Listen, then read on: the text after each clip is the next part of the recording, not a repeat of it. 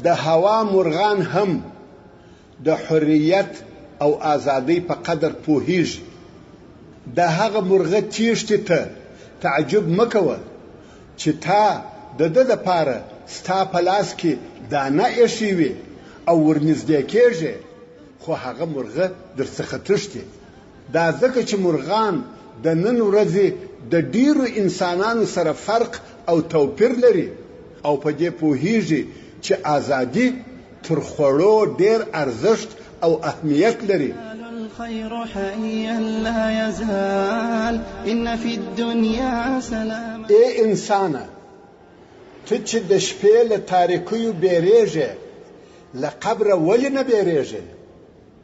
ته جنت ته تلل غواړې، نو مسجد ته ولې نه ځې؟ رشوت ورکوې، غریب ته ولې خواړه نه ورکوې؟ دنیوي او د قصو کتابونه لولې، د قرآن مجید تلاوت ولې نه کوې؟ غزلې وایې، درود شریف ولې نه وایې؟ د دنیا د امتحان دپاره ټوله شپه ویښ پاته کېږې، د آخرت د امتحان د کامیابۍ دپاره ولې نه راپورته کېږې؟ ښه ملګري هغه دي چې کله نعمتونه درته راسي دوی حسد نه در سره کوي، او کله چې بیا دنیا شا در وګرځوي دوی دې یوازې نه پرېږدي. أخبر الأيام أنها في وصال، قم بنا وانظر لآيات الجمال. تر ټولو خیرن او لغوړن انسان هغه څوک دی چې هغه ستا سره د دوستۍ د وخت پټ رازونه او اسرار د دشمنۍ په وخت کې خلقو ته بیانوي. والحواضر قم بنا وانظر لآيات الجمال. قم بنا وانظر. نیکپاله یا ایجابي انسان د ګلاب ګل د زوزانو په منځ کې ویني، یعنی په سختیو کې کامیابي ویني. پر ځان به تکلیفونه تیروي او بیا به مقصد ته رسیږي.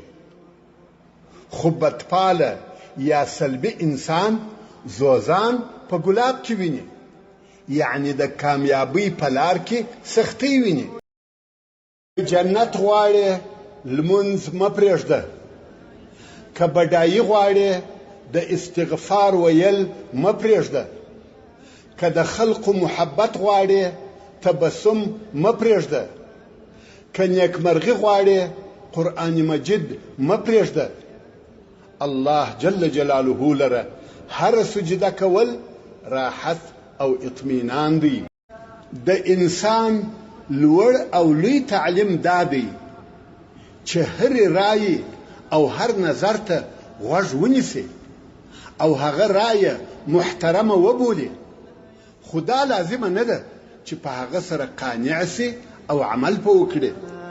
أخبر الأيام أنها في وصال، قم بنا وانظر لآيات الجمال. قم بنا وانظر. یو صالح سړی وایي اولاد ته د قرآن مجید وروښیه او قرآن مجید به بیا هر شی او هر څه وروښیي.